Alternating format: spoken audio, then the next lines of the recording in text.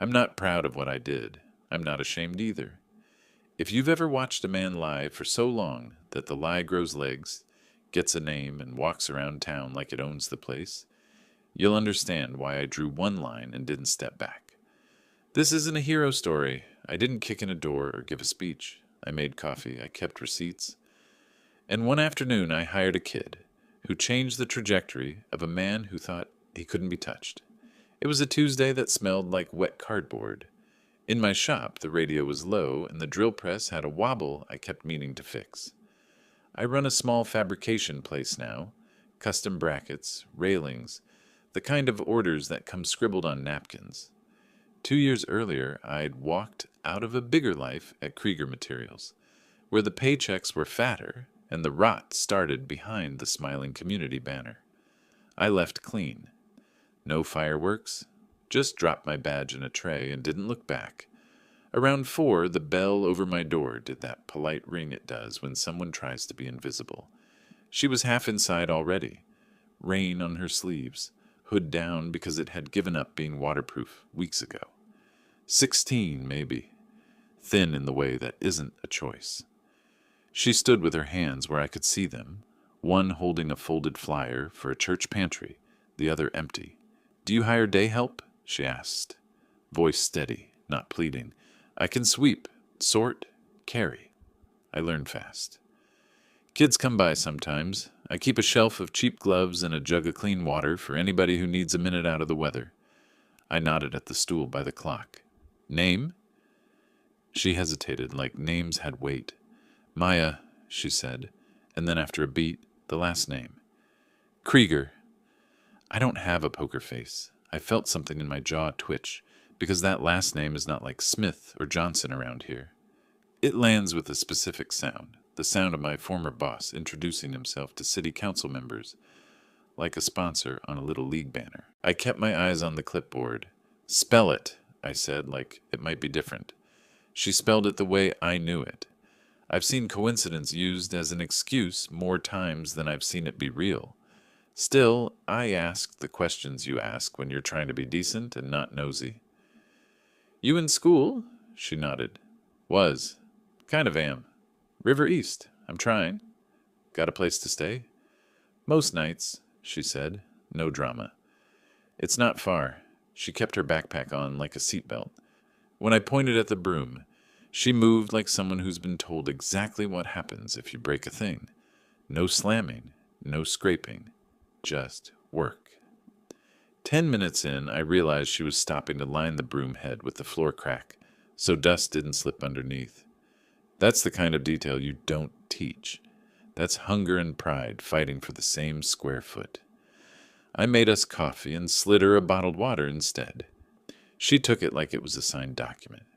When she pushed her sleeves up, I saw the edge of a school ID on a lanyard tucked under the sweatshirt. Not snooping, just a glance. First name, last. A photo from a year ago, and a birthday that made the math exactly what my gut said.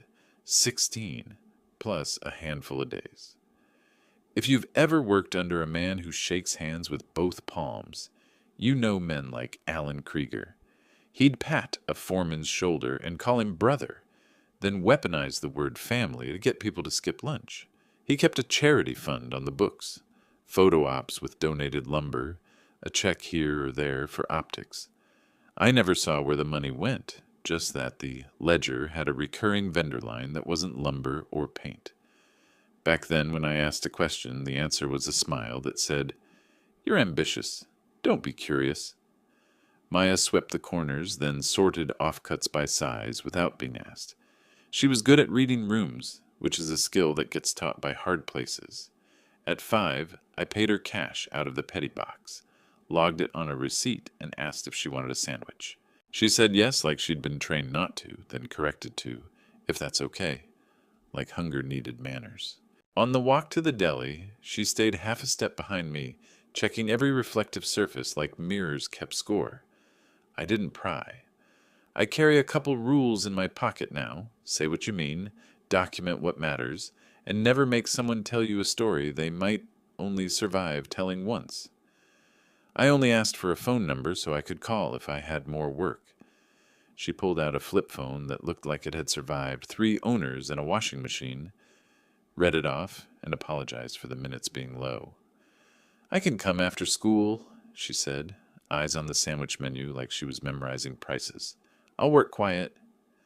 We ate at the back table that wobbles. She folded the wrapper into a perfect square before the last bite, which told me more about how she'd been asked to live than any speech would have. When she got up to throw the napkins out, the lanyard fell just enough for the plastic sleeve to slide free. I picked it up to hand back, and for a second the barcode stuck, and I saw the full printed name again, Maya Elise Krieger. The letters looked wrong in a teenager's font because I'd only ever seen that last name in block caps, on business cards, and the side of cranes. "Thanks," she said, slipping it back under the sweatshirt like it wasn't supposed to be seen. As we walked back, rain turned to mist, and my brain did something dumb and true. It opened a drawer I'd closed 2 years ago and pulled out a memory I didn't want. A memo from accounts about community grants, authorized by A. Krieger, vendor, East River Outreach, memo line, housing support, a dollar amount that wasn't small, a time frame that started around, do the math, the year a kid like Maya would have needed diapers. I told myself it meant nothing. Lots of people share names. Lots of men donate to shelters without strings. Lots of parents pay child support without being haunted by it on an expense line. And yet, I asked her carefully if she had any emergency contacts for paperwork if she came back tomorrow. "My mom used to be that," she said. The word "use" slipped out like a coin. She didn't pick it up. "It's just me now." There are questions that aren't yours and answers that don't help the person who has to say them out loud. I nodded. "If you want hours, I'll make hours. No promises I can't keep," I said, "but I keep the ones I make." She looked at me like she was measuring whether that sentence had a floor under it. "Okay," she said, "I'll be here." I locked up after she left and stood with my hand on the deadbolt longer than a deadbolt requires. I'd wanted a quieter life when I quit Krieger. Quiet is easy until someone says your old boss's last name in your doorway like it's the most normal thing in the world. I didn't plan anything. I didn't call anyone. I just opened a notebook I keep for parts orders and wrote, "Maya K, 2s 4 6, swept, sorted, steady, hands." Then in smaller letters I hoped I wouldn't need, "Krieger." On the drive home, the light turned that color where every dent on your truck is honest. I thought about the charity fund, about the way Alan's smile got wider when the camera turned on, and about the fact that a girl with his last name had just thanked me for a sandwich, like it was a scholarship. Maybe it was nothing. Maybe it was everything. I slept about as well as you can when you've just met a kid who might be carrying someone else's secret, like a backpack that doesn't come off. In the morning, she was 5 minutes early, hair braided, sleeves rolled. She handed me a wrinkled paper with a school schedule on it and a signature from a guidance counselor who had underlined independent study twice. On the bottom corner in small, neat print was her birth date again. I'm not a detective, but I can read a calendar. 16 years and 11 days. A number that clicked against the back of my teeth because, in a file box I shouldn't remember, there had been an invoice dated within a week of that. Housing support authorized by a man who says he believes in community. I didn't say anything. I just nodded and handed her a pair of gloves that fit. And in my head, I heard a sentence I hadn't let myself consider in 2 years. If I'm right, then the lie grew up, and it just asked me for a job. You ever try to ignore a thought so hard it starts talking louder? That was me, Wednesday morning, wiping sawdust off the counter, trying not to see a surname stamped across 16 years of memory. Maya showed up right on time. Same hoodie, new callus forming on her thumb from the broom handle. She didn't ask questions, didn't pry. I paid her cash at the end of the shift, and she counted it once, quietly, like counting too fast might make it disappear. When she left, I sat with my phone in my hand for a long time. There's a line between curiosity and conscience, and I'd been trained to step back from both. But conscience has better stamina. I still had access to some old company archives, public, not private, a shared drive that nobody bothered to close after I quit. That night, I logged in under my old credentials just to see if the Community Fund folder still existed. It did. Inside were scanned invoices from 2008 through 2022. Half of them were standard: school donations, charity events, the kind of optics every corporation likes to hang in the lobby. But every few months, same pattern. Vendor, East River Outreach. Same dollar range, same approval signature, A. Krieger. And one entry, dated exactly 16 years back, labeled Emergency Family Assistance. I stared at that phrase for a while. Emergency Family Assistance. The same year that Maya would have been born. The same year Krieger's wife took a sabbatical for health reasons, and Alan started showing up to board meetings with a new Rolex and a hangover he called stress. Still, I didn't want to turn coincidence into accusation. I needed a bridge. Something undeniable. Next morning, Maya came early again. The rain had stopped, but her shoes were soaked anyway. I pointed at the coffee pot. "Grab a cup. It's warm." She shook her head. "Coffee's not my thing." "Too bitter?" "Too expensive," she said, and then looked embarrassed, like honesty was bad manners. We worked quiet most of the morning. I watched her sort steel rods by length, double-check the markings.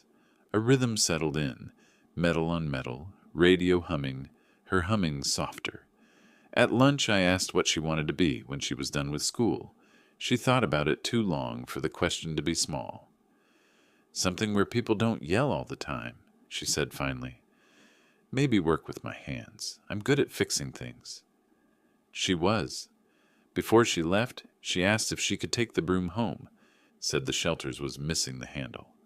I told her I'd buy another and let her keep it. She smiled for the first time.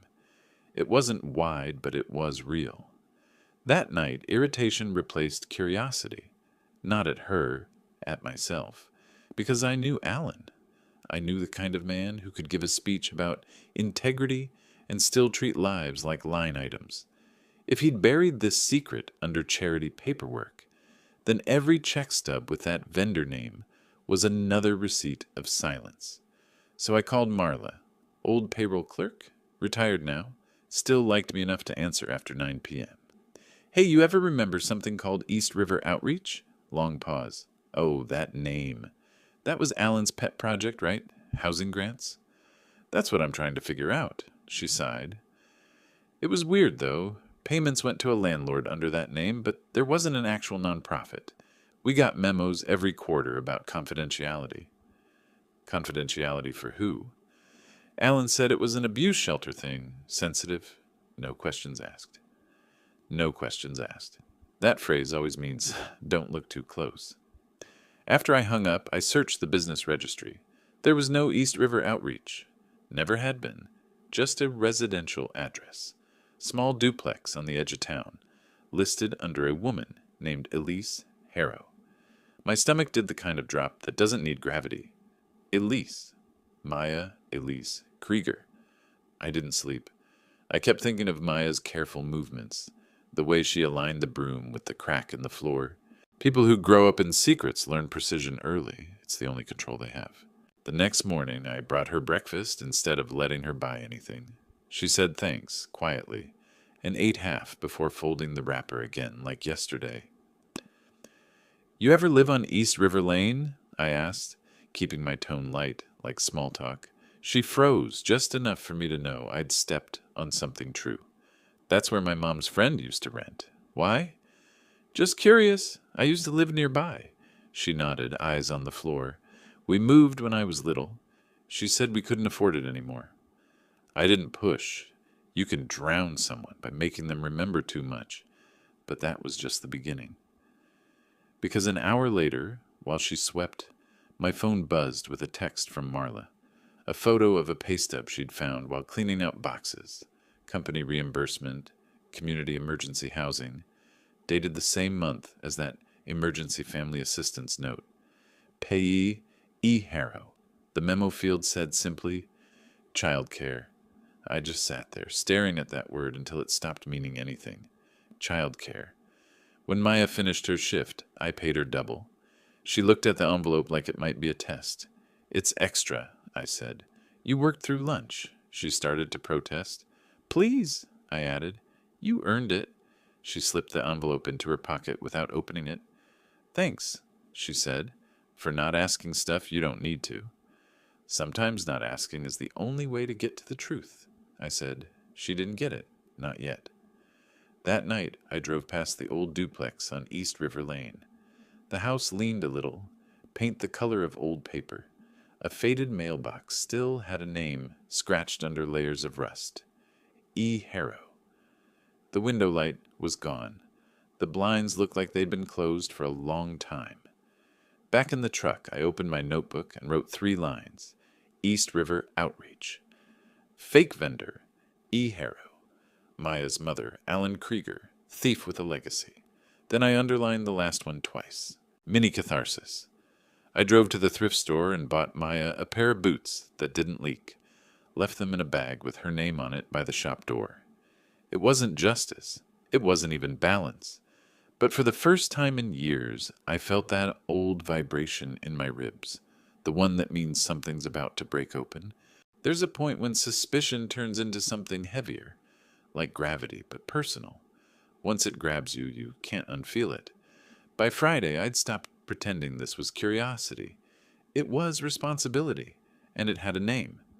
Maya came in early again, hood down, boots on, the same ones I'd left for her. She didn't say anything about them, just wore them like she'd always had them. That's the thing about kids who've been taught to survive. They don't thank you for oxygen, they just breathe deeper. She worked steady through the morning. I made us sandwiches and pretended to focus on inventory, but I was watching her out of the corner of my eye. Every once in a while, she'd hum the same melody under her breath, a tune I couldn't place, until it hit me later, a jingle from a Krieger Materials commercial that used to run during football season.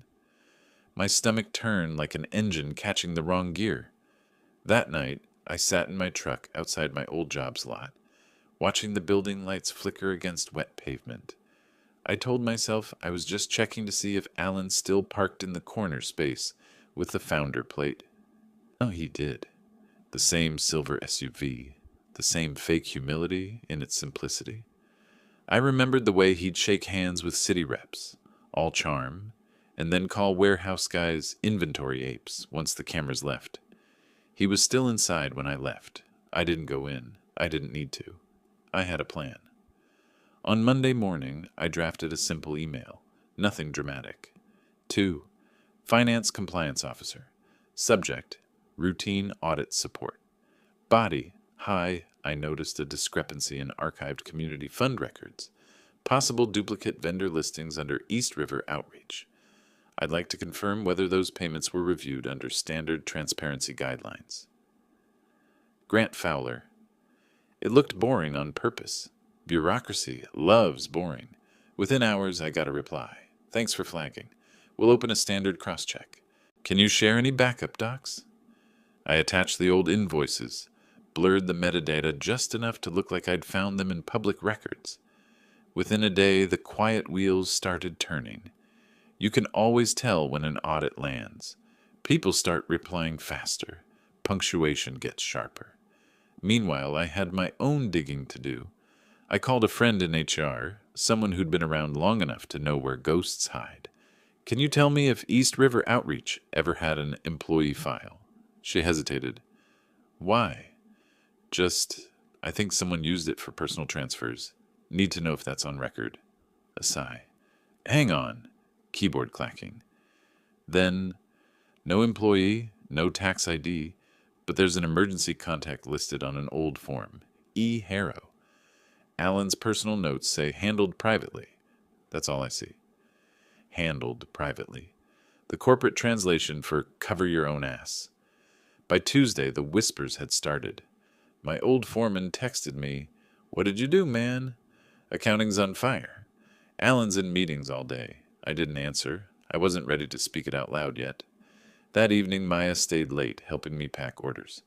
I told her she could leave, but she said she liked the quiet. It's nice when machines are louder than people, she said. She wasn't wrong. Before locking up, I asked casually, do you have any papers for school? Birth certificate or ID stuff? For tax forms if I make you regular hours? She nodded. Yeah, I keep copies. She pulled a worn envelope from her backpack. Inside was a laminated birth certificate, edges soft from time. I pretended to check for formatting, but my eyes went straight to the name field. Father, not listed. Mother, Elise Harrow. Date of birth, 16 years and 11 days ago. That was my proof. The missing signature said more than any name could. Thanks, I said, handing it back like it weighed nothing, but my pulse said otherwise. That night, I sent a second email, this one directly to compliance. Additional supporting document attached for audit context. No explanation. Just a scan of a public business record. East River Outreach tied to Elise Harrow's address. By morning, Alan's world was shrinking by the minute. His assistant's name disappeared from the company's site. HR's door stayed shut. People were calling each other instead of emailing. That's how you know someone important's about to fall. At noon, my old friend in HR called again. You didn't hear this from me, she said.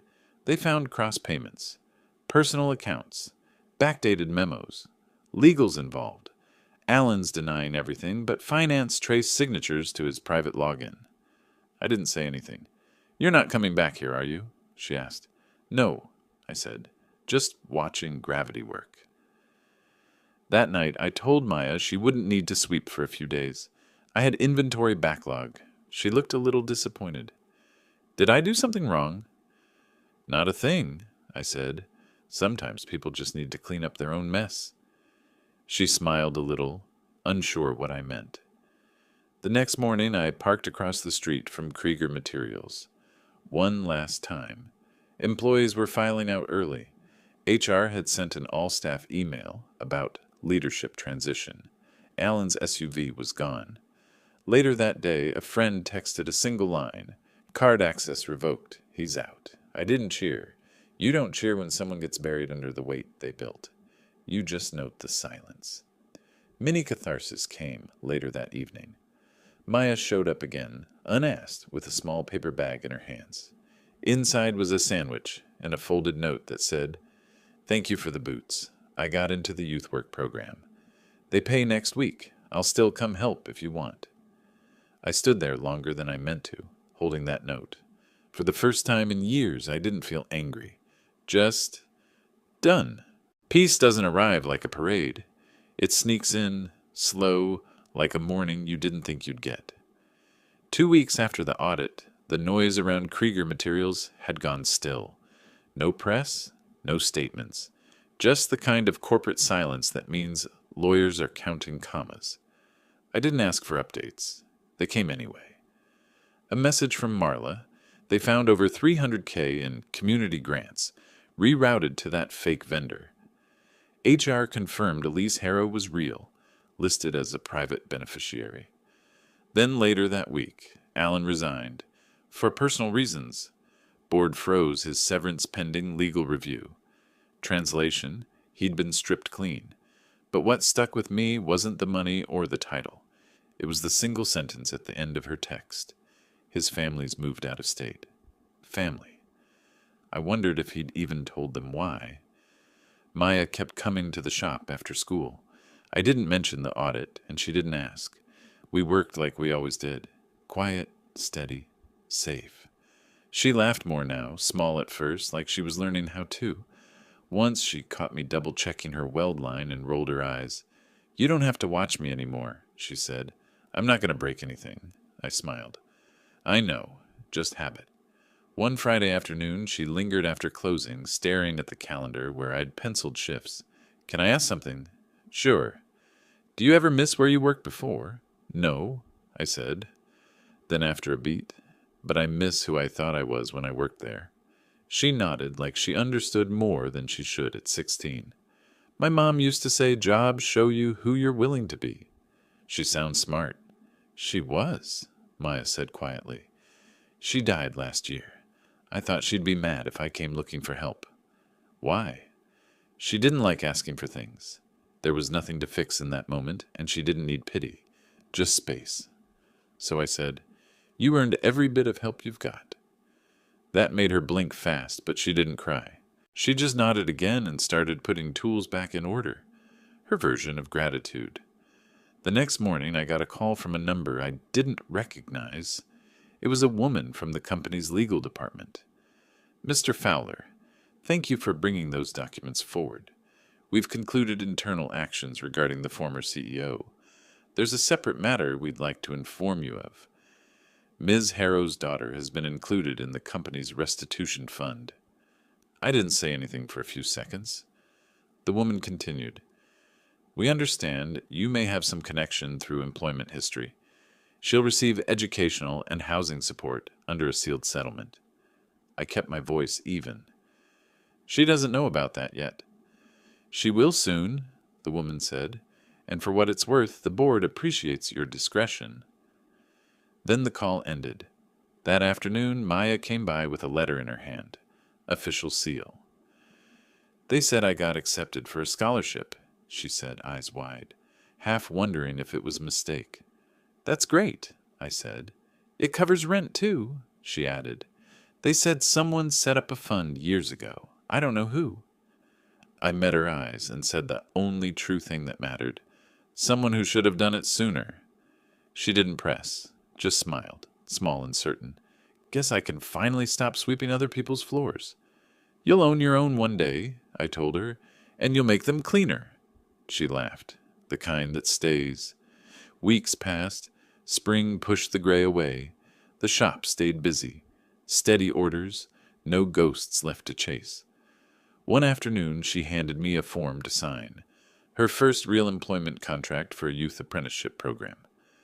I read it, signed where needed, and slid it back. Under supervisor's signature, my name looked solid for once. She folded the paper, tucked it into her bag, and hesitated at the door. "Can I ask one last thing?" "Go ahead. If you ever see that guy again, the one you used to work for, what would you say?" I wiped my hands on a rag. "Nothing. I'd just look at him long enough for him to know I know." She nodded. "That's enough." Before she left, she pulled a fresh time card from the rack and wrote her name across the top. Maya Harrow, not Krieger. Harrow. No hesitation this time. When she was gone, I looked around the shop, sunlight cutting through dust, metal quiet on the benches, the air clean in a way that felt earned. I poured myself coffee and let the radio hum whatever song it wanted. Retribution doesn't always look like revenge. Sometimes it's just absence of lies, of noise, of the man who thought no one would ever see him bleed. Sometimes it's a girl writing her real name on a card she gets to keep.